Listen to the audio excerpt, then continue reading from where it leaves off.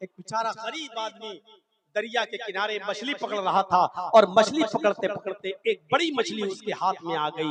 वो खुश था, आज मेरे 8 बच्चे घर में बैठ के खाना खाएंगे, इस मछली से सबका पेट भर जाएगा, मेरी बीवी भी आज पेट भर के खाना खाएगी, मेरे बच्चे भी पेट भर के खाना खाएंगे। ये गरीब आदमी बेचारा बहुत मजबूर हो, गरीब आदमी, बेबस आदमी उस मछली को लेकर अपने घर की तरफ जा रहा है। रास्ते में एक अमीर, एक दौलतमंद आदमी, एक सोर्सफुल आदमी, बड़ा आदमी, उसकी नजर इसकी मछली पर पड़ गई। उसने सोचा इसकी मछली छीन ली जाए तो आज हम अपने दोस्तों को दावत करके खिलाएंगे, आज हमारे दोस्त बहुत खुश होंगे। इस आदमी ने उस गरीब आदमी से कहा मछली मुझे दे दे। इसने कहा साहब बड़ी मेहनत से पकड़ी है, मेरे बच्चे भूखे हैं वो खाएंगे। उसने कहा दे रहा है या नहीं दे रहा है, जबरदस्ती छीनने लगा। इस आदमी ने कहा अगर आपको मछली की इतनी जरूरत है तो ले लीजिए, लेकिन इसकी कुछ कीमत दे दीजिए ताकि मैं कुछ और अपने बच्चों को पकाकर खिला सकूं, मेरे घर में चूल्हा जल सके और मेरे बच्चे कुछ खा सके। इस जालिम ने कहा चुप चुप, मछली दे, कुछ नहीं मिलेगा तुझे, ये मछली मुझे दे। वो जबरदस्ती उस मछली को छीनने लगा, लेकिन चूंकि इसके सामने इसके बच्चों की भूख थी, ये मछली देना नहीं चाह रहा था। जब छीना तो इसने उसके हाथ को मुंह में रख लिया ऐसे मजलूम ने, और उसका अंगूठा, उस जालिम का अंगूठा इस मजलूम के मुंह में आ गया ऐसे। इसने सोचा काट लूं ताकि ये छोड़ दे मछली। उसने काटा, लेकिन वो ताकतवर था, उसने झटक लिया और मछली छीन ली और इस गरीब आदमी से मछली छीन कर जाने लगा। लेकिन थोड़ा सा दर्द हुआ उसके काटने का। ये आदमी चीखता रहा कि देखो इस मछली के अलावा मेरे बच्चों के पास खाने के लिए कुछ नहीं है, अल्लाह के वास्ते ये मछली दे दे या उसकी कोई कीमत दे दे। ये हंसते हुए जाने लगा और कहने लगा चल जा हट हट। ये बार बार देखता रहा, उस वक्त तक देखता रहा जब तक वो जालिम आदमी इस आदमी की नजरों से ओझल नहीं हो गया। जब वो आदमी उसकी आंखों से छिप गया और मछली लेकर गायब हो गया, इस मजलूम आदमी ने नजरें आसमान पे डाली और इसने बड़बड़ाते हुए कुछ होंठ हिला दिया, कुछ बड़बड़ा दिया, होंठ हिला दिया। ये जालिम आदमी मछली पकाता है, अपने दोस्तों को खिलाता है और खाने के बाद सब बिस्तर पे अपने अपने घरों पे सोने के लिए चले जाते हैं। रात का अंधेरा है, रात की तारीकी है, इस आदमी के अंगूठे में दर्द शुरू होता है। ये जालिम आदमी पैसे वाला आदमी था, भागता हुआ किसी तबीब के पास गया। तबीब ने कहा दर्द हो रहा है कि हाँ, कुछ लेप था लगा दिया गया, उस जमाने में जो इलाज चलता था लेप लगा दिया, का ठीक है सुबह तक दर्द बंद हो जाएगा। सुबह देखता है कि वो अंगूठा और पूरी तरीके से पक चुका है। ये तबीब को दिखाने के लिए गया, कहा साहब बजाय सही होने के और पक रहा है। हकीम ने, तबीब ने कहा इसमें तो जहर फैल रहा है, तुम्हारा ये अंगूठा काटा जाएगा, अगर अंगूठा काटा न गया तो ये जहर पूरे हाथ तक फैल जाएगा। उसने 2-4 हकीमों को दिखाया, सबने यही कहा कि जहर अंगूठे में भर चुका है, इस अंगूठे को कटवा दो। बिल आखिर 5 दिन के बाद उसने अपने अंगूठे को कटवा दिया, लेकिन जहर इन्फेक्शन था जो खत्म होने का नाम नहीं लिया। जैसे कैंसर में कभी कभी ऐसा होता है कि अगर ऑपरेशन कर दिया जाए तो ऑपरेशन के बाद फिर और जल्दी कैंसर पूरे जिस्म में फैल जाता है। ये अंगूठा कट तो गया, लेकिन ये इन्फेक्शन फैलते फैलते 15 दिन के अंदर पूरी कलाई तक पहुंच गया। तबीब को दिखाया ये क्या हो रहा है, तबीब ने कहा कि जहर तुम्हारी कलाई तक आ गया, ये कलाई काटी जाएगी। बिल आखिर उसने कलाई भी कटवा दी। कुछ दिनों के बाद फिर इन्फेक्शन फैलते फैलते फैलते फैलते कोहनी तक आ गया। तबीब ने बताया कि तुम्हारी कोहनी काटी जाएगी, वो कोहनी भी कटवा चुका। इन्फेक्शन फैलते फैलते फिर बाजू तक आ गया। 3 महीने 4 महीने का अरसा गुजर चुका। ये कहता तबीब साहब गौर से देखो आखिर हो क्या रहा मेरे साथ। तबीब ने उसके बाजू को देखा और कहा बाजू तो मैं काट दूंगा, लेकिन तुम्हारी बीमारी इस स्टेज पर पहुंच चुकी है कि अब मेरे पास उसका इलाज नहीं है, मेरा तिब्बी इल्म यहीं पर खत्म हो जाता है। अब सुनो, मैं तुम्हें जो बताना चाहता हूँ वो बात यह है कि मेरा इल्म ये कहता है कि तुमने किसी की बद्दुआ ली है, तुमने किसी के ऊपर जुल्म किया है, इसलिए तुम्हारा इन्फेक्शन खत्म होने का नाम नहीं लेता। मैं ये बाजू तुम्हारा काट दूंगा, लेकिन फिर इन्फेक्शन फैलते फैलते तुम्हारे जिस्म में फैल जाएगा और आखिरकार इसी बीमारी में तुम मुब्तला होकर मर जाओगे। अगर चाहते हो कि ये बीमारी यहीं पर रुक जाए तो उस मजलूम को ढूंढो जिस पर तुमने जुल्म किया है, उससे माफी और तलाफी करो। अगर वो तुम्हें माफ कर दे तो अल्लाह भी तुम्हें माफ कर देगा और ये बीमारी तुम्हारी यहीं पर रुक सकती है। यह आदमी गौर करने लगा कि मैंने किसके ऊपर जुल्म किया। सोचता है मैं तो किसी के ऊपर जुल्म ही नहीं किया, लेकिन रात में सोचता है कि मेरे अंगूठे से दर्द हुआ और अंगूठे में दर्द उसी दिन था जिस दिन उसने मेरे अंगूठे में काटा, यहीं से बीमारी फैली। हो न हो उस आदमी की कोई बद्दुआ लगी जिसकी मछली मैंने छीनी। उस आदमी को वो सुबह के ढूंढने लगता है, ढूंढने में उसको 15 दिन का समय लगता है। 15 दिन के बाद वो उस आदमी को ढूंढ ही लेता है, मजलूम को, और कहता है कि अस्सलाम वालेकुम। उसने जवाब दिया। इस जालिम ने पूछा क्या तुम मुझे पहचानते हो? मजलूम ने जवाब दिया, शक्ल तो देखी देखी लग रही है, लेकिन सही से मेरे जहन में नहीं आ रहा है कि तुम कौन हो। इस जालिम ने कहा, गौर से पहचानो, मैं वही जालिम इंसान हूँ जिसने तुम्हारी मछली छीनी थी, जिसने तुम्हारी मछली छीनी थी और तुमने मेरे अंगूठे में काटा था। उसी अंगूठे से इन्फेक्शन फैला, पहले अंगूठा कटा, फिर कलाई कटी, फिर मेरी कोहनी कटी, अब इन्फेक्शन बाजू तक फैल गया। मैं इस नतीजे पे पहुंचा और हकीमों ने, तबीबों ने मुझे इस नतीजे पर पहुंचा दिया कि मैंने किसी मजलूम की बद्दुआ ली है। मैंने तुम्हारे अलावा किसी पर जुल्म नहीं किया था, इसलिए शायद तुमने मुझे कोई बद्दुआ दी हो, इसलिए मैं तुम्हारे पास माफी मांगने आया हूँ। हो सके तो तुम मुझे माफ कर दो। इस आदमी ने जब सुना कि इसकी ये हालत हो गई, देखा, उस जालिम को अपने सीने से लगाया और कहा, सॉरी, मैं नहीं जानता था, मैं नहीं जानता था कि मेरी बद्दुआ कबूल हो जाएगी और अल्लाह उसको सुन लेगा और तुम्हारा यह हाल कर देगा। मैंने तो गुस्से में बद्दुआ दे दी थी, मैंने जानबूझकर बद्दुआ नहीं दी, लेकिन मुझे क्या मालूम कबूल हो जाएगी। जाओ, मैंने तुम्हें दिल से माफ कर दिया, दिल से माफ कर दिया। इस जालिम ने पूछा कि ठीक है, तुमने मुझे माफ तो कर दिया, अब मैं जा रहा हूँ यहाँ से, अल्लाह तुम्हें खुश रखे, लेकिन तुम इतना बता सकते हो क्या कि तुमने मुझे बद्दुआ क्या दी थी? तुम्हारी जबान से क्या जुमले निकले? इस मजलूम ने कहा कि जब तुम मेरी मछली छीन कर जा रहे थे, मैं चीखता रहा, चिल्लाता रहा, मेरे बच्चों की भूख मेरे सामने थी, उनको भूख से बिलबिलाते हुए देखना मेरा सामने था। मैं सोच रहा था कि आज का चूल्हा कैसे जलेगा और मेरे बच्चे क्या खाएंगे। इस गुस्से में मैंने आपा खो दिया। जब तुम मेरी नजरों के सामने से गायब हो गए तो मेरी जबान से ये बद्दुआ निकल गई। आय अल्लाह, इस जालिम को तू ऐसी सजा दे जो लोगों के लिए निशाने इबरत बन जाए। आय अल्लाह, इस जालिम को ऐसी सजा दे जो लोगों के लिए निशाने इबरत बन जाए। मेरी जबान से ये जुमले निकल गए थे, मुझे नहीं मालूम था कि अल्लाह इस जुमलों को सुन लेगा। आए गरीबों पर, मिस्कीनों पर, मजलूमों पर जुल्म करने वालों, इस दुनिया में अपने जुल्म का बदला तुम पाकर रहोगे, अपनी जिंदगी में तुम उस अंजाम को भुगत के रहोगे।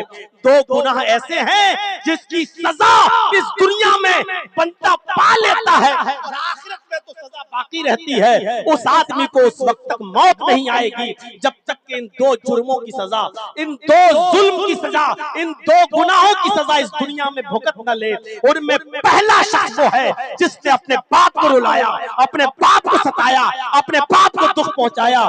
जब तक बाप को सताने का अंजाम इस दुनिया में देख न ले, उसको सजा न मिल जाए, उससे पहले उसको मौत नहीं आ सकती है।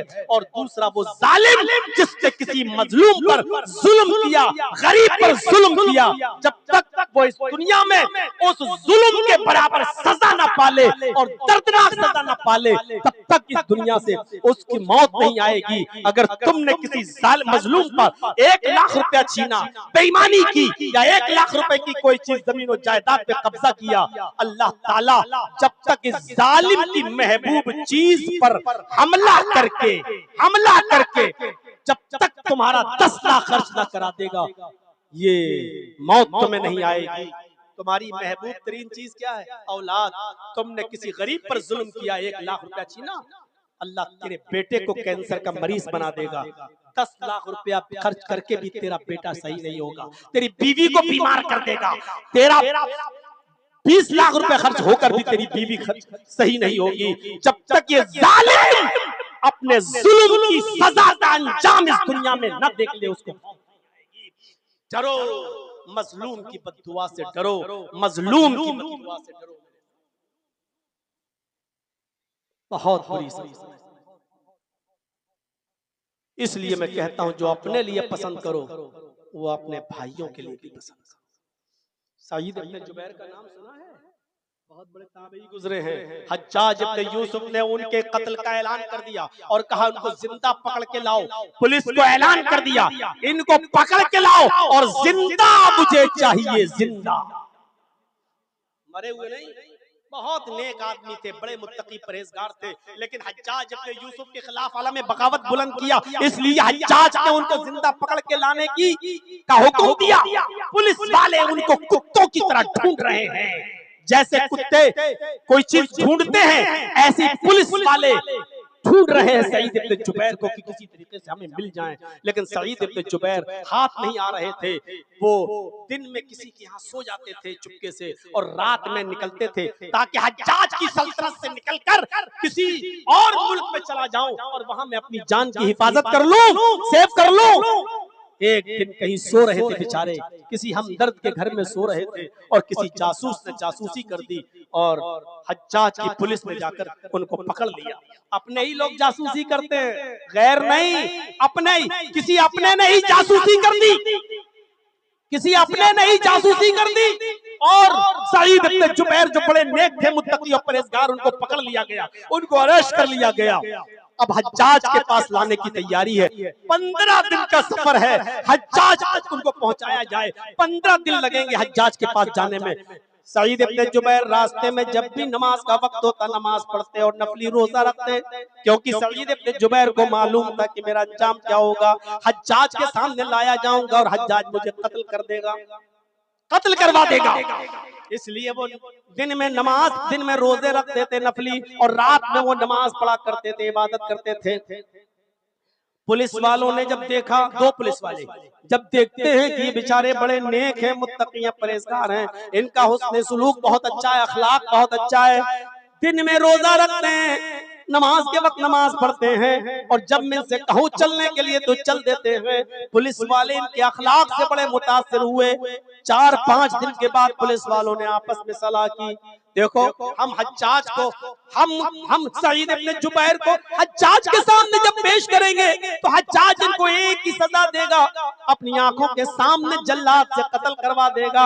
ये बेचारे बड़े नेक आदमी हैं, हम किसी नेक आदमी का गुनाह अपने सर पर क्यों लें?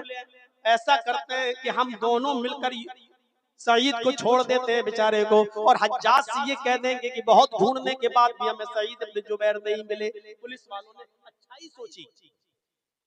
सईद इब्न जुबैर से कहा, देखो सईद, बहुत रात हो रही है और मैं नहीं चाहता हूं कि तुम्हें हज्जाज के पास ले जाऊं और हज्जाज तुम्हें कत्ल कर दे। ऐसा करो, हम तुम्हें छोड़ रहे हैं, तुम चुपके से रात में निकलो और रात में सफर करना और दिन में कहीं छिप जाना, फिर रात में सफर करना। 2-3 रातों के बाद तुम किसी दूसरे मुल्क में चले जाओगे, वहां तुम्हारी जान बच जाएगी और तुम हज्जाज के जुल्म से अपने आप को बचा लोगे। जाओ, हम तुम्हें छोड़ रहे हैं। सईद इब्न जुबैर ने कहा, अल्लाह तुम्हें खुश रखे, आज तुमने मेरी बीवी को बेवा होने से बचा लिया, मेरे बच्चों को यतीम होने से बचा लिया। जिस तरह तुमने मेरे ऊपर रहम किया, अल्लाह तुम्हारे ऊपर भी रहम करे।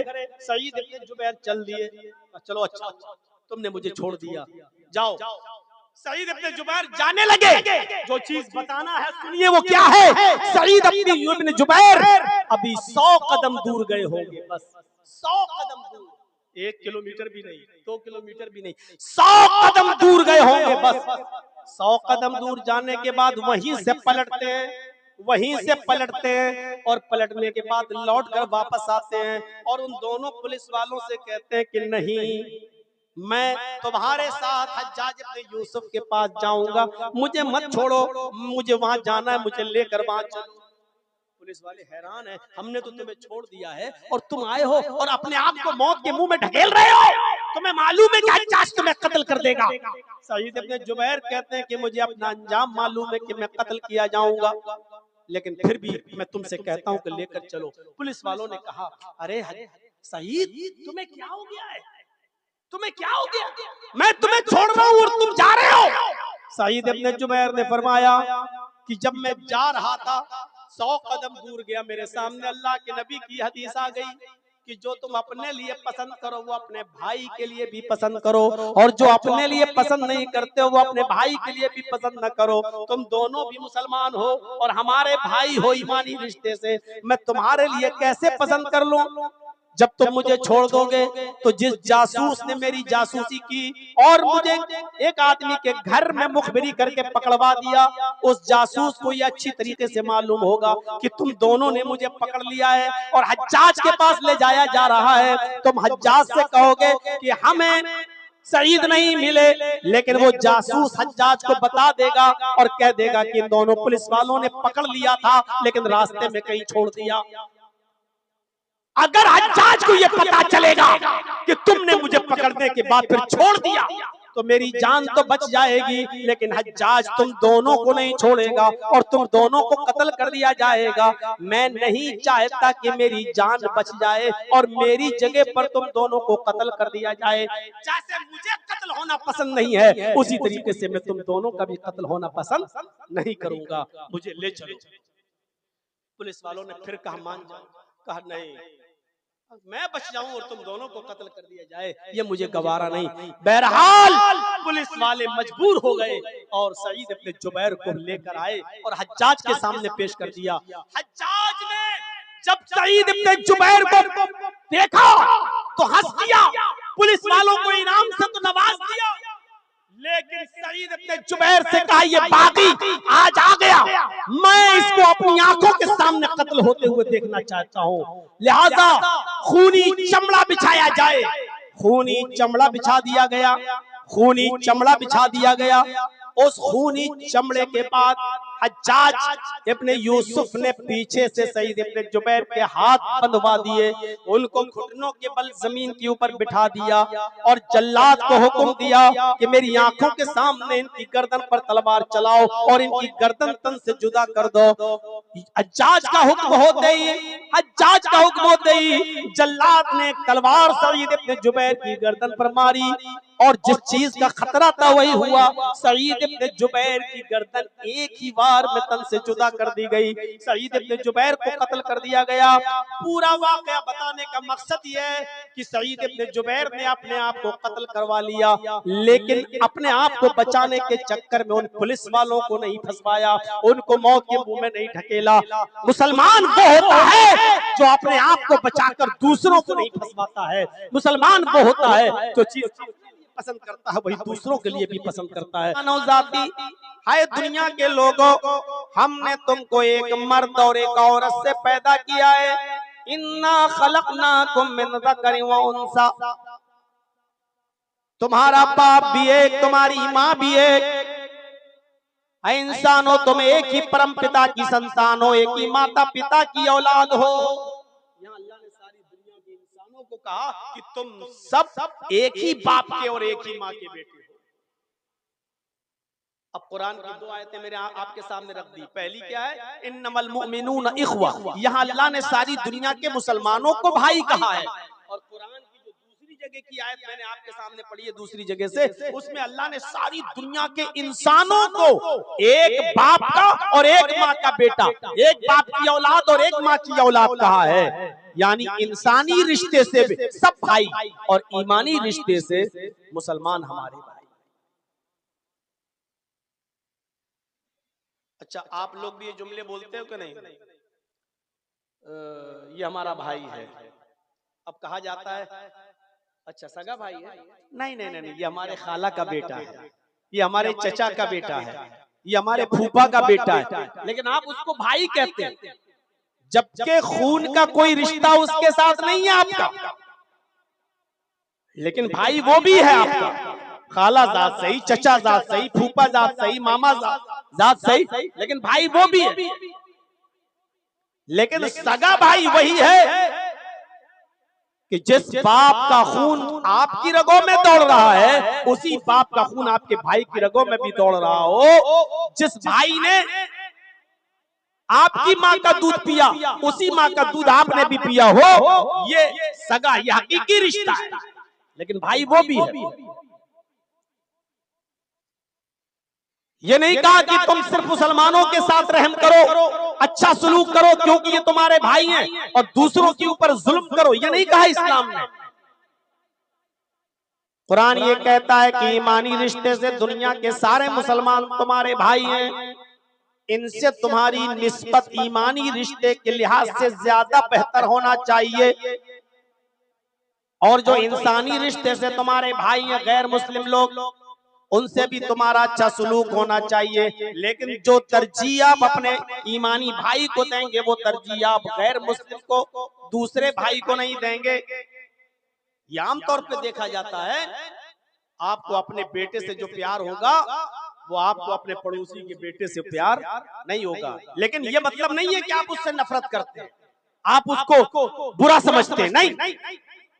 आपका पड़ोसी, उसका बेटा अगर बीमार हो जाए, गरीब आदमी है, आपको पता चला कि मेरे पड़ोस में रहने वाले मेरे दोस्त का बेटा हॉस्पिटल में एडमिट है, आप उसकी इयादत के लिए जाते हैं, देखा कि वो आईसीयू में एडमिट है, आप उसको देखने के लिए जाते हैं।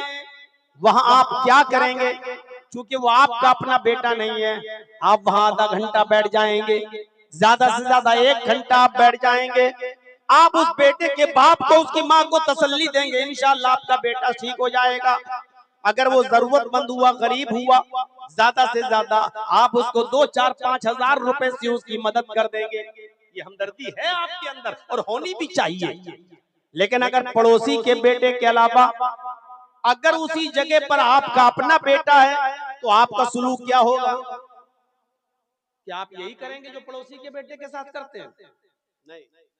आपका अगर अपना बेटा होगा तो आप अपने बेटे के इलाज के सिलसिले में सरकारी नौकरी भी छोड़ देंगे। 2-4 दिन मैं नहीं आऊंगा, मेरा बेटा बीमार है, तनख्वाह कटेगी काट लेना, लेकिन मैं अपने बेटे को देखूंगा। आप नौकरी छोड़ देंगे, आप बिजनेस करते हैं तो बिजनेस छोड़ देंगे, आप अपने शहर से दूसरे शहर माल बेचने जाते हैं, आप दूसरे शहर का सफर तर्क कर देंगे। और हॉस्पिटल में पड़ोसी के बेटे को तो आप आधा घंटा 1 घंटा दे रहे थे, अपने बेटे के लिए आप 24 घंटे देंगे। पड़ोसी के बेटे के लिए तो आपने 2, 4, 5 हजार रुपए से मदद की, लेकिन अपने बेटे के लिए आप तिजोरी का मुंह खोल देंगे।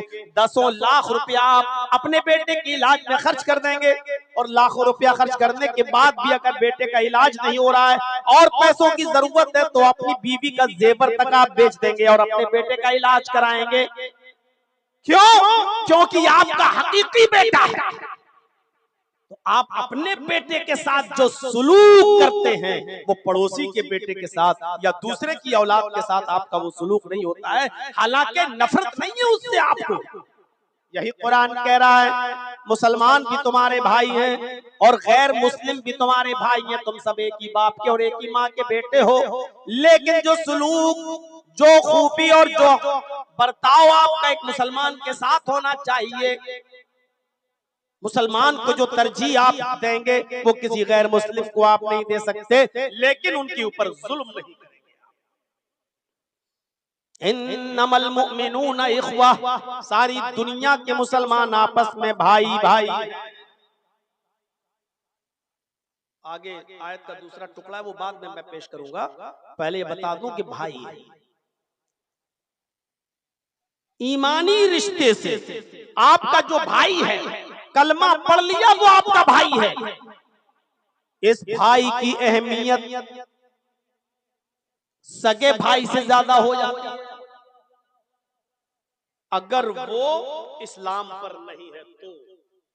गौर से सुनिएगा मेरी बात। एक इंसान इस्लाम ले आया, काफिर था पहले, आज उसने कलमा पढ़ लिया, अशहदु अल्ला इलाहा इल्लल्लाह व अशहदु अन्ना मुहम्मदन अब्दुहु व रसूलुहु, उसने कलमा पढ़ लिया। इस ईमानी रिश्ते से वो आपका जो भाई बन गया। अगर आपका सगा भाई इस्लाम पर नहीं है तो इस ईमानी रिश्ते से जो आपका भाई बना हुआ है, जो मुसलमान हुआ है ये आदमी, इसकी जो अहमियत है वो सगे भाई की भी अहमियत। और इसकी दलील क्या है? आप लाख कहिए वो मेरा भाई है, अगर से भटक गया, अगर से बहक गया, अगर से इस्लाम नहीं लाया, लेकिन आप की नजर में उस मुसलमान की अहमियत ज्यादा होनी चाहिए जो कलमा पढ़कर इस्लाम ले आया। एक वाकया सुनाता हूं जिसको इमाम बुखारी रहमतुल्लाह अलैह ने नकल किया है, बहुत गौर से सुनिएगा मेरे भाई। उस वाकये से आपको बहुत कुछ मिलेगा। जंगे बद्र हो रही है और जंगे बद्र ऐसी जंग थी जिसके अंदर अगर बाप नबी के साथ है तो बेटा अबू जहल के साथ। एक भाई नबी का साथ दे रहा है तो दूसरा भाई अबू जहल का साथ दे रहा है। ये ऐसी जंग थी। जंगे बद्र के अंदर हजरत अबू बकर सिद्दीक मुहम्मदुर रसूलुल्लाह की तरफ से लड़ रहे थे, तो अबू बकर सिद्दीक का बेटा अबू जहल की तरफ से लड़ रहा था। अजीब जंग थी। एक भाई है मुसाब इब्ने उमैर, उमैर का बेटा सहाबी, क्या नाम है? मुसाब इब्ने उमैर। ये सहाबी मुहम्मदुर रसूलुल्लाह की तरफ से लड़ रहे हैं, लेकिन मुसाब इब्ने उमैर का सगा भाई जिसका नाम है अदी इब्ने उमैर, ये अबू जहल का साथ दे रहा है, ये काफिरों का साथ दे रहा है। एक भाई नबी की तरफ से लड़ रहा है और दूसरा भाई नबी के दुश्मन अबू जहल की तरफ से लड़ रहा है। ये बड़ी अजीब। और आपको ये अच्छी तरीके से मालूम होगा जब ये जंग खत्म हुई तो नबी अकरम को शानदार फतह, शानदार कामयाबी मिली इस जंग के अंदर। 70 काफिर मारे गए इस जंगे बद्र में। 70 काफिर मारे गए और 70 ही काफिरों को कैद कर लिया गया। जो बताना है वो ये कि जिन काफिरों को कैद किया गया उन काफिरों में मुसाब इब्ने उमैर के भाई आदी इब्ने उमैर भी शामिल हैं, उनको भी कैद कर लिया गया। अल्लाह के नबी सल्लल्लाहु अलैहि वसल्लम ने सहाबा को हुक्म दिया कि इन काफिरों के पैरों में बेड़ियां डाल दो। मंजर देखिए, इन काफिरों के पैरों में बेड़ियां डाल दो। सहाबा किराम उन काफिरों के पैरों में बेड़ियां डालने लगे ताकि ये रात में भाग न जाएं। बेड़ियां डालते डालते डालते डालते अदी इब्ने उमैर का नंबर आ जाता है। एक सहाबी अदी इब्ने उमैर के पैरों में बेड़ियां डाल रहे हैं, वहीं मुसाब इब्ने उमैर खड़े होकर देख रहे हैं कि मेरे भाई के पैरों में बेड़ियां डाली जा रही है। तो मुसाब इब्ने उमैर कहते हैं इसको टाइट करके बांधो, ये बेड़ी को जरा टाइट करो कस के जोर से, और ताला जरा अच्छी तरीके से लगाना, अच्छी तरीके से लॉक करना। ये बेड़ियां तोड़ने में माहिर है, एक्सपर्ट है, कभी भी बेड़ी तोड़कर भाग सकता है। यहाँ से टाइट करो, ऐसे इसको जकड़ो ताकि बेड़ी न तोड़ सके। ये कौन कह रहा है? मुसाब इब्ने उमैर। किसके लिए? अपने सगे भाई अदी इब्ने उमैर के लिए।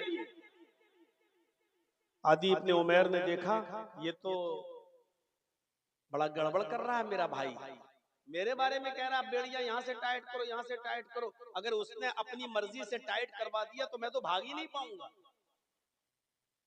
तो अदी इब्ने उमैर को गुस्सा आया अपने भाई के ऊपर और जोर से चीखते हुए चिल्लाते हुए बोला, आए मुसाब, कैसा भाई है तू? शर्म नहीं आती तुझे? अदी अपने भाई को मुखातब करके कहता है कि आए मुसअब, कैसा भाई है तू, शर्म नहीं आती तुझे? तू मेरे बारे में कहता है कि बेड़ी यहां से टाइट करो, यहां से कस लो, यहां से लॉक कर दो ताकि ये भाग ना सके और बेड़ी तोड़ ना सके। तू अपने भाई के लिए ये बात कह रहा है? कैसा भाई है, शर्म आनी चाहिए तुझे। मुसाब इब्ने उमैर ने जब ये सुना कि मुझे ललकारते हुए कह रहा है कि कैसा भाई है, तो मुसाब इब्ने उमैर ने भी ललकारते हुए कहा, खामोश, चुप चुप, कैसा भाई, कौन भाई? मैं तुझे अपना भाई नहीं मानता। कैसा भाई? अदी ने कहा, ए मुसाब, क्या मैं तेरा भाई नहीं हूं? मुसाब ने कहा, नहीं, मैं तुझे अपना भाई नहीं मानता। फिर अदी बोला, ए मुसाब, क्या तेरा बाप उमैर नहीं है? मुसाब ने कहा, हाँ मेरा बाप उमैर है। अदी ने कहा, मेरा बाप भी उमैर है। क्या तेरी रगों में तेरे बाप उमैर का खून नहीं दौड़ रहा है? मुसाब ने कहा, हाँ मेरी रगों में मेरे बाप उमैर का खून दौड़ रहा है। अदी ने कहा, मेरी रगों में भी मेरे बाप उमैर का खून दौड़ रहा है। क्या तेरी माँ मेरी माँ नहीं है? मुसाब ने कहा, हाँ तेरी माँ मेरी माँ है। कहा, जब तेरा बाप उमैर है, तेरी माँ मेरी माँ है, और तेरी रगों में भी उमैर का खून दौड़ रहा है, उसी उमैर का खून मेरी रगों में भी दौड़ रहा है, तो फिर मैं तेरा भाई कैसे नहीं हूं? मुसाब इब्ने उमैर ने कहा, ये सच है कि तू उमैर का बेटा है, ये सच है कि तेरी रगों में उमैर का खून दौड़ रहा है, लेकिन तू मेरा भाई नहीं है। अदी ने झुंझलाते हुए कहा, फिर तेरा भाई कौन है? जब तू खून के रिश्ते को तर्क कर रहा है, छोड़ रहा है, तो तू ये भी बता दे कि फिर तेरा भाई कौन है? मुसाब इब्ने उमैर ने रोते हुए कहा, आए आदी, मेरा भाई वो है जो तेरे पैरों में बेड़ियां डाल रहा है, जो तेरे पैरों की बेड़ियों को टाइट कर रहा है, जो तेरे पैरों की बेड़ियों को कस रहा है, ये मेरा भाई है। इसलिए कि मेरे इस भाई ने कलमा पढ़ा है, अशहदु अल्ला इलाहा इल्लल्लाह व अशहदु अन्ना मुहम्मदन अब्दुहु व रसूलुहु। मेरे इस भाई ने कलमा पढ़ा है और तूने कलमा नहीं पढ़ा है। मेरा भाई वो है जो तेरे पैरों में बेड़ियां डाल रहा है। बड़े बड़े मुत्तकियों के आज तकवे पिघल जाएंगे, बड़े बड़े दाढ़ी वालों की दाढ़ियां आज उनके सर झुका देंगी, बड़े बड़े तहज्जुद पढ़ने वाले तहज्जुद गुजारों के सर झुक जाएंगे। लंबी दाढ़ी रख ली, तहज्जुद की नमाज पढ़ ली, नमाज पढ़ते पढ़ते नमाज पट्टी का, और हालत यह है कि 10 साल गुजर गए, मेरा पड़ोसी मुझसे बात नहीं करता है। हालत यह है कि मेरा भाई पड़ोस में है मुसलमान, लेकिन शादी में हमारे यहाँ नहीं आता है, ना हम उसको बुलाते हैं, तर्क किए हुए हैं, उसको छोड़े बैठे। नहीं, हमारे बेटे की शादी में वो नहीं आएगा, हमारी बेटी की शादी में वो नहीं आएगा, तेरे बेटे की शादी में हम नहीं आएंगे। और मूछें इतनी ताव वाली कि आज के बाद खुशी और गम सारे रिश्ते खत्म, मौत मिट्टी खत्म, तेरे जनाजे में हम नहीं आएंगे, मेरे जनाजे में तुम। और हैं कौन हम? मोहम्मद असलम, मोहम्मद अकरम, मोहम्मद अजहर, मोहम्मद फला। नाम क्या है हमारा? इस्लामी नाम। हैं कौन हम? मुसलमान। और अपने भाइयों से नाराज, अपने भाइयों को छोड़े बैठे।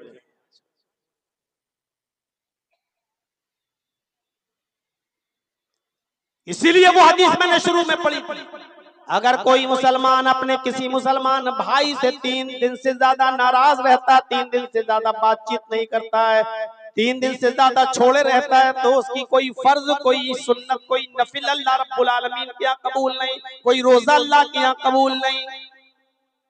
नमाज का मामला कितनी बड़ी अहमियत नमाज की। ये वो नमाज जो ना खुशी में माफ, ना गम में माफ, जो ना खुशी में माफ ना गम में माफ। 8 लड़कियों के बाद अल्लाह ने आपको एक लड़का दिया है, कितनी बड़ी खुशी मिली आपको। अरे जश्न मना रहे हैं माशाल्लाह, आज मेरे घर में बेटा पैदा हुआ। अरे 6-7 लड़कियों के बाद अल्लाह ने आज लड़का दिया। आप खुश हैं कि आज बेटा हुआ। इसी वक्त आवाज आती है हय्या अलस्सलाह। इस खुशी में इतने मदहोश मत हो जाओ, नमाज का वक्त है, तुम्हें इस खुशी में भी नमाज पढ़ना है। 6-7 बेटियों के बाद अल्लाह ने एक बेटा दिया है। बेटा जवानी की दहलीज पर कदम रख चुका है, उसकी शादी के लिए बेटी देकर लड़की देख रहे हैं आप। अचानक आपके बेटे का एक्सीडेंट होता है, 7 लड़कियों के बाद एक लड़का मिला, जवान हो चुका है, उसका रिश्ता लग चुका है, लेकिन आज एक्सीडेंट हो गया, वो मर गया है। अब गौर करो, एक ही बेटा था 7 बेटियों के बाद, आज वो लड़का भी आपके सामने मरा पड़ा है एक्सीडेंट में, उसकी बॉडी रखी हुई है, आपकी आंखों में आंसू हैं, आपके ऊपर कयामत पहाड़ बनकर टूटी हुई है, गम का पहाड़ आपके ऊपर टूटा हुआ है। और इस मौके पर आवाज आती है हय्या अलस्सलाह। आपको गम बर्दाश्त करते हुए इस मौके पर भी आपको नमाज पढ़ने के लिए जाना है। इससे अंदाजा लगा सकते हैं आप नमाज का मुकाम क्या है। अल्लाह को कितनी प्यारी है ये नमाज, जो खुशी में भी माफ नहीं, गम में भी माफ नहीं, बीमारी में भी माफ नहीं। खड़े होकर पढ़ो, तबीयत खराब है, खड़े होने की ताकत नहीं है तो बैठकर पढ़ो, बैठकर पढ़ने की ताकत नहीं है करवट से पढ़ो, करवट से पढ़ने की ताकत नहीं है तो आंख के इशारे से पढ़ो, आंख के इशारे से पढ़ने की ताकत नहीं है तो होंठ हिलाकर पढ़ो, लेकिन आपको हर हाल में नमाज पढ़ना है। इतनी प्यारी है अल्लाह की नजर में ये महबूब नमाज कि अल्लाह इसको किसी भी कंडीशन में अल्लाह ने इसको माफ नहीं किया है। लेकिन ये नमाज भी आपकी कबूल नहीं होगी, इतनी बड़ी इबादत भी आपकी कबूल नहीं होगी अगर आपका मुसलमान भाई आपसे 3 दिन से ज्यादा नाराज है। सही हदीस के अंदर ये रिवायत मिलती है कि अल्लाह के नबी सल्लल्लाहु अलैहि वसल्लम की बेटी हजरत फातिमा हजरत अली से नाराज होकर किसी बात पर चली आई घर। मियां बीवी अली शौहर है, होता ही है मियां बीवी में कभी कभी मिजाज नहीं मिलते, खटक जाती है बात। हजरत फातिमा अपने घर चली आई, हजरत अली से नाराज होकर।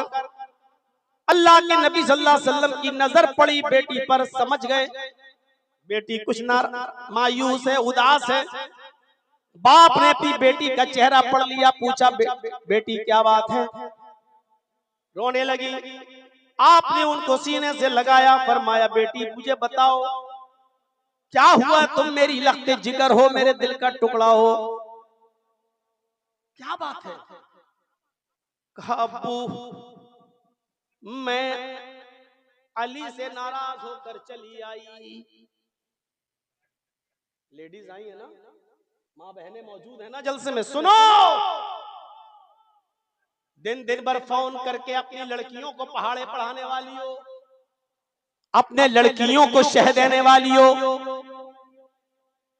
ऐसे घर में रहो। अरे ऐसे कैसे तेरी सास ऐसा कर सकती है, अरे तेरी नंद होती कौन है तेरे मामले में दखल देने वाली।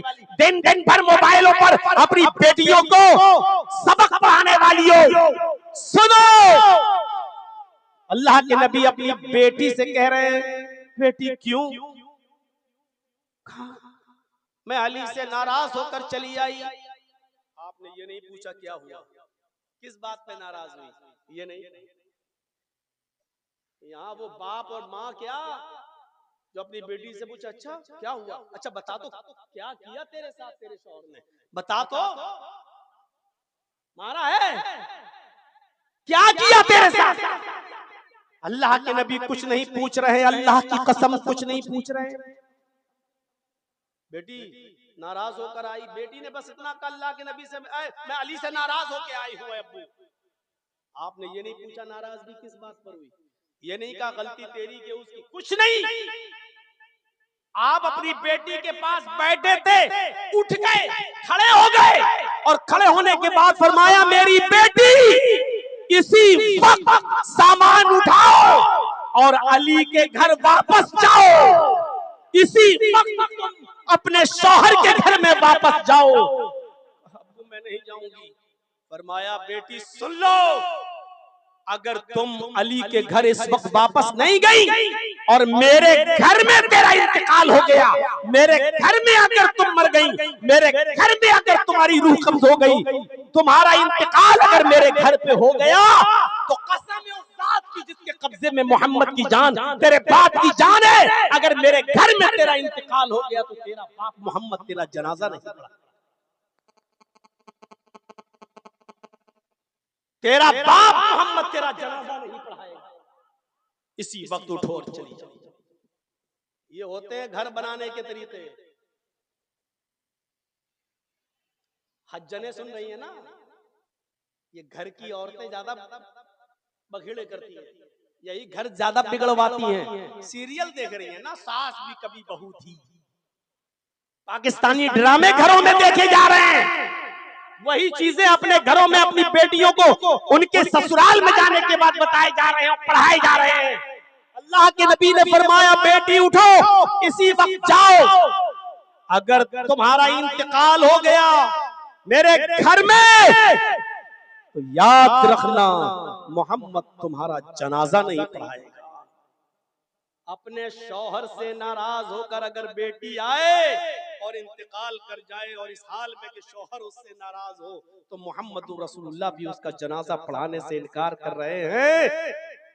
जो औरतें मर जाती हैं अपने घरों में, इस हाल में मरती हैं कि उनके शौहर उनसे नाराज रहते हैं और नाराजगी की हालत में मर जाते हैं। बताओ दुनिया के किस मौलवी को ऐसी औरत का जनाजा पढ़ाना चाहिए? क्या ऐसी औरतें हक रखती हैं कि उनका जनाजा पढ़ाया जाए? क्या अधिकार है?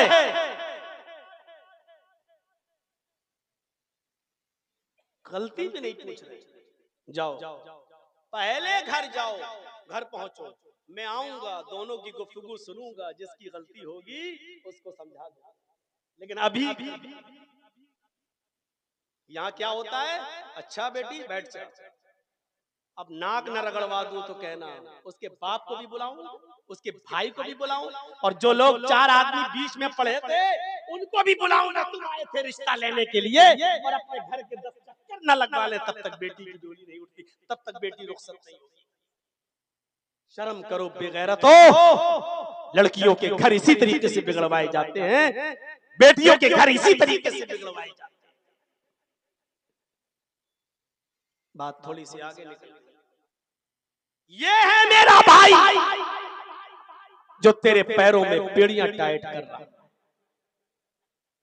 ईमानी रिश्ता खूनी रिश्ते से बढ़कर हजरत मुसाब इब्ने उमैर ने इस रिश्ते की परवाह नहीं की जो बाप का खून तेरी रगों में दौड़ रहा है। नहीं, मेरा भाई ये है जो तेरे पैरों में बेड़ियां डाल रहा है। ईमानदारी के साथ बताइए, ईमानी रिश्ते से जो हमारे भाई हैं जिन्होंने कलमा पढ़ा, उनके साथ हमारा क्या सुलूक होना चाहिए, क्या बर्ताव होना चाहिए, क्या मामले होना चाहिए?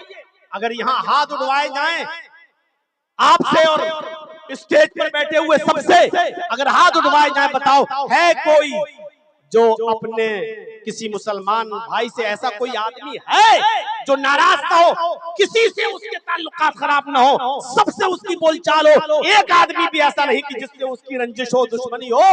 तो मैं नहीं समझता हूँ इस महफिल में कोई एक आदमी इल्ला माशाअल्लाह जिसका हाथ उठे और जो ये कह सके कि मेरी किसी से लड़ाई नहीं है। अगर हम स्टेज पर भी हाथ उठाएं तो स्टेज पर भी कोई मौलवी, खुद मौलवी जर्जीस भी ऐसा नहीं निकलेगा मेरे भाइयों, तो ये कह सके कि मेरा किसी से कोई लड़ाई और मेरी किसी से कोई दुश्मनी नहीं है।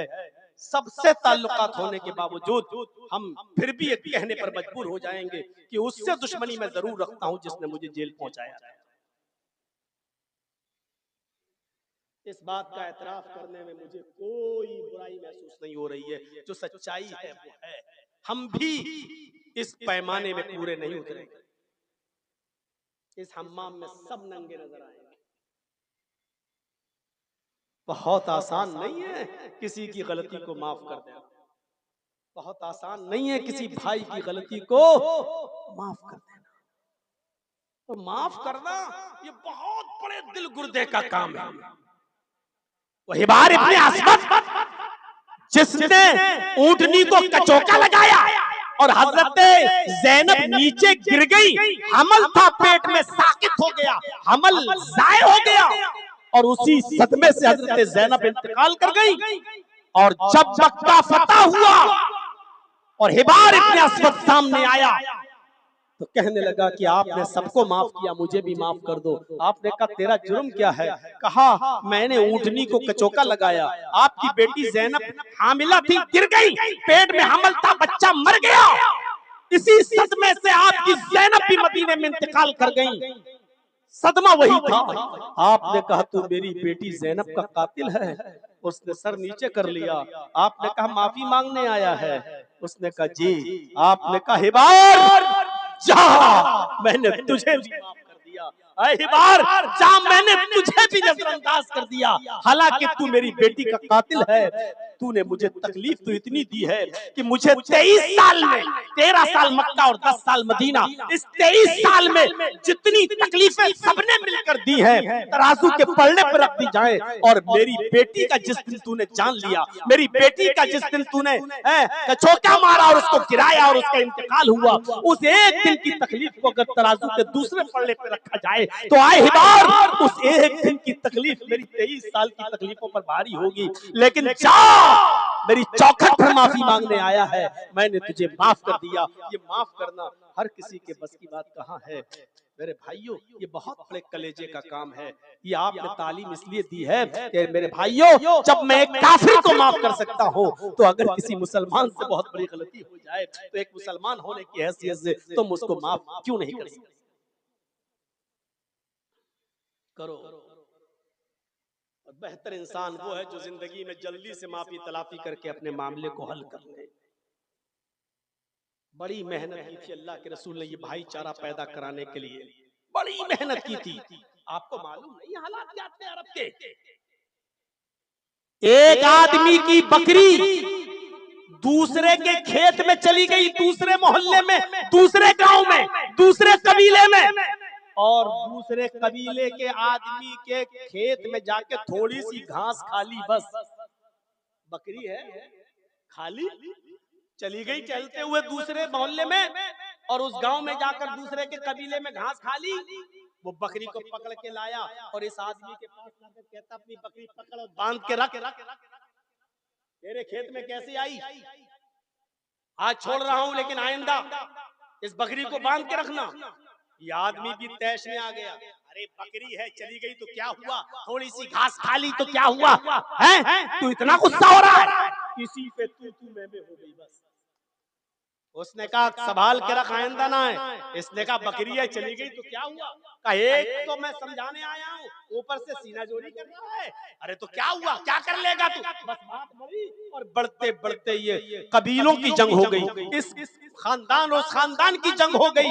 मेरे भाइयों ज़ादुल माआद पढ़िए अल्लामा इब्न क़य्यिम की, ये जंग जब चली दोनों कबीलों के दरमियान तो ये जंग 27 साल तक चलती रही। कितनी अज्जड़ कौम थी, कितनी खुराफाती कौम थी ये अरब की कौम। इतनी सी बात पर जंग चली तो कितने साल, 27 साल तक जंग चलती रही। और दोनों तरफ से मरने वालों की तादाद जब गिनी गई तो कितने आदमी मर चुके थे दोनों तरफ से 27 साल में? 40,000। लेकिन जंग बंद नहीं हुई। इतनी अज्जड़ कौम को मोहम्मद रसूलुल्लाह ने अपने आला अखलाक से जब भाई भाई बनाया तो ये हाल पैदा हो गया। ऐसी अज्जड़ और ऐसी खुराफाती कौम के अंदर जब भाईचारा पैदा किया तो ऐसा भाईचारा पैदा कर दिया कि जंग यरमूक के अंदर 3 सहाबी जख्मी पड़े हैं, उठने की ताकत नहीं है, लड़ते लड़ते जख्मी हो गए। एक सहाबी पानी का प्याला लेकर एक के पास जाता है, अपने भाई को उठाता है, मेरे भाई पानी पी लो। जैसे ही पानी का प्याला उसके होंठों तक जाता है, दूसरा सहाबी जो जख्मी है वो चीखते हैं, अरे थोड़ा सा पानी अगर बच जाए तो मुझे भी पिला देना, मैं भी प्यासा हूँ। इस प्यासे सहाबी ने, इस जख्मी ने जब सुना कि मेरा भाई जो जख्मी पड़ा है वो भी प्यासा है, इसने पानी हटा दिया, पानी छोड़ दिया, अपने भाई से कहा उस भाई को, उस जख्मी को पहले पानी पिलाओ, शायद वो मुझसे भी ज्यादा प्यासा है। ये आदमी उस आदमी के पास पानी का प्याला लेकर जाता है, उसके होठों पर पानी रखता है कि तीसरा चीखता है मैं भी प्यासा हूं, अगर पानी बच जाए तो मुझे पानी दे देना। उस दूसरे ने भी रिफर कर दिया तीसरे की तरफ, वो मुझसे भी ज्यादा प्यासा नजर आता है, मैं नहीं पीऊंगा, उसको पिला दो।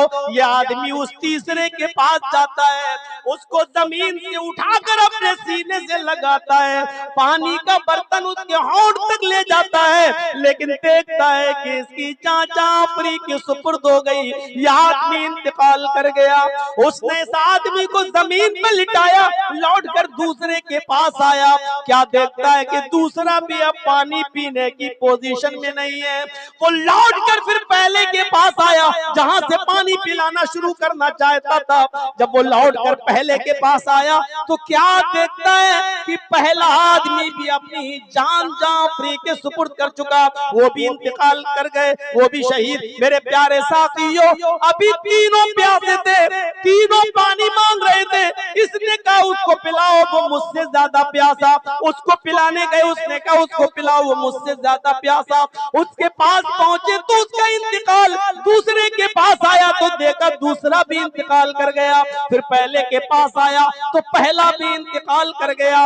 जो कौम बकरी के घास खा लेने की वजह से 27-27 साल तक लड़ती हो, उस कौम की हैवानियत और जानवरियत को मिटाकर अल्लाह के नबी ने ऐसा भाई भाई बना दिया कि जो लोग 40-40 हजार आदमियों के मरने के बाद भी जंग बंद नहीं करते थे, वो एक दूसरे के लिए अपनी जान देने वाले बन गए, एक दूसरे के लिए अपनी जान निछावर करने वाले बन गए।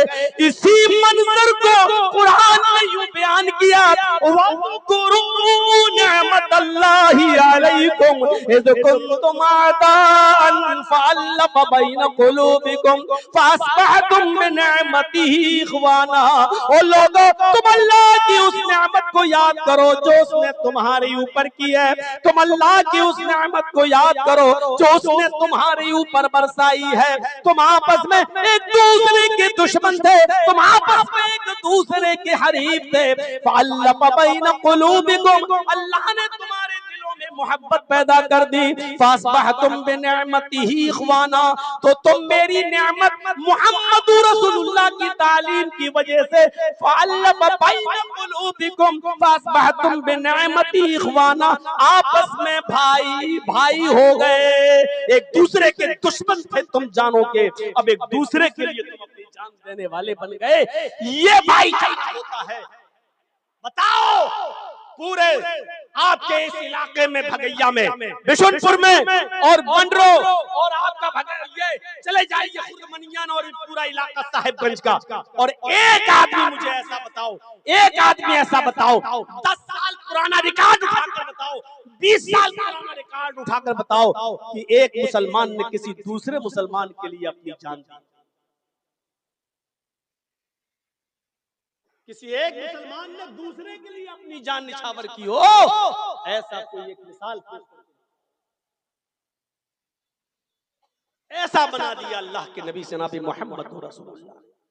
वज़्कुरू निअमतल्लाहि अलैकुम इज़ कुंतुम आदा, याद करो अल्लाह की उस नेमत को जो उसने तुम्हारे ऊपर की है।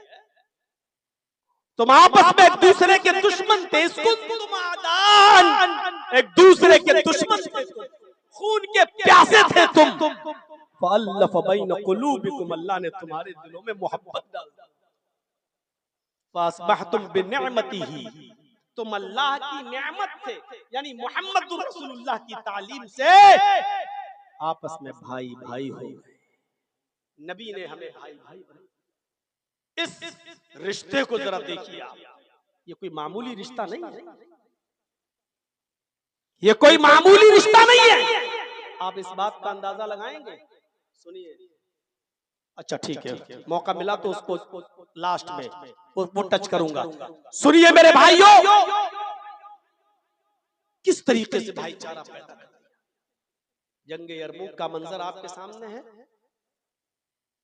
मुसलमान तो वो होता है जो अपने लिए जो चीज पसंद करे वो अपने भाई के लिए भी वही चीज पसंद करेंगे।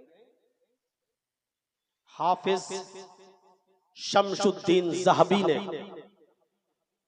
अपनी किताब तज़किरतुल हुफ़्फ़ाज़ के अंदर एक वाक़या नकल किया, बड़ा दिलचस्प और जबरदस्त वाक़या। और सुनते चलिए मेरे भाइयों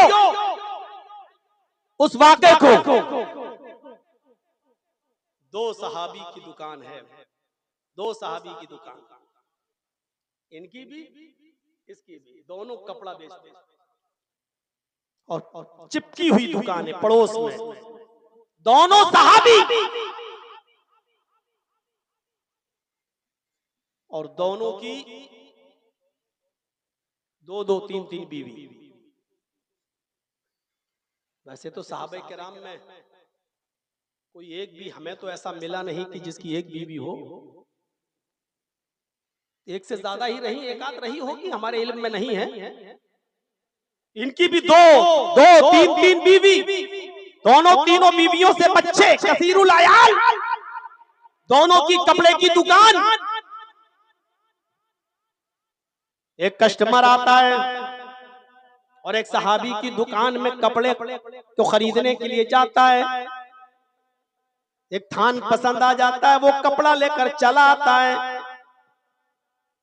मेरे साथियों जरा गौर से सुनिएगा, वो आया और कपड़ा लेकर चला गया। थोड़ी देर के बाद, एक आध घंटे के बाद, आज के टाइम के हिसाब से उसी दुकान पर एक दूसरा आदमी आता है। उसने भी एक कपड़ा पसंद किया और कपड़े का थान लेकर चल दिया। थोड़ी देर के बाद एक और कस्टमर आता है, उसने भी एक कपड़ा खरीदा और कपड़ा लेकर चल दिया। इतने में जोहर की अजान होती है। दोनों सहाबी जो कपड़ा बेचते हैं, ये दोनों जोहर की नमाज पढ़ने के लिए चले गए। जोहर की नमाज पढ़ने के बाद जब दोनों कपड़े की दुकान पर अपनी अपनी दुकान पर बैठते हैं, तो इस दुकान पर एक और कस्टमर आता है जिसके 3 थान बिक चुके हैं। इसी दुकान पर एक और कस्टमर आता है, कहता है कि मुझे कपड़ा चाहिए। अभी एक आदमी आपके यहां से लेकर गया, उसी ने मुझे भेजा। अब ये सहाबी परेशान है, कपड़ा तो मेरे पास है, 3 मेरे बिक चुके हैं, चौथा भी कस्टमर है, मेरे पास कपड़ा भी मौजूद है। लेकिन सोच देखिए क्या कहते हैं दिल में कि मेरे तो 3 कपड़े बिक चुके हैं, मुझे इतनी प्रॉफिट हो चुकी है कि आज मेरे घर में चूल्हा जल जाएगा, मेरी बीवी और मेरे बच्चे पेट भर के खाना खा लेंगे।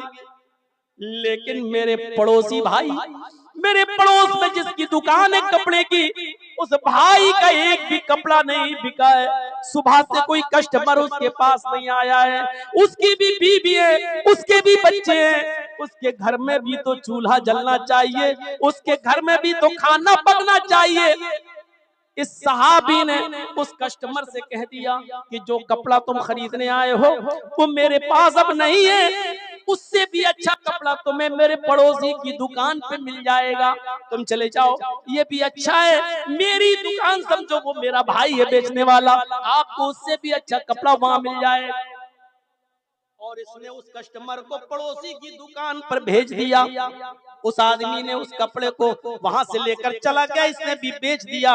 मेरे भाइयों, उस जमाने में भी कपड़ों की दुकानें करीब करीब हुआ करती थी, लेकिन कंपटीशन का दौर नहीं था कि हम ज्यादा बेचें कि तू ज्यादा बेचे। वहां दौर ये था कि अगर तेरे 2 कपड़े बिक गए, मेरे 2 कपड़े बिक गए, तो मेरे भाई का भी बेचना चाहिए, उसके घर में भी चूल्हा जलना चाहिए।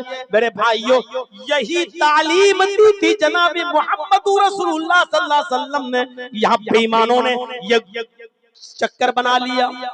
मौलाना साहब, मेरे पड़ोस में भी कपड़े की दुकान खुल गई, सारे कस्टमर मेरे वहां भाग गए।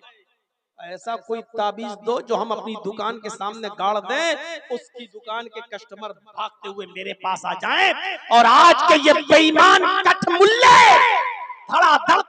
देते, तेरे घर में बरकत होगी, तेरी दुकान चलेगी, उसकी दुकान बंद हो जाएगी।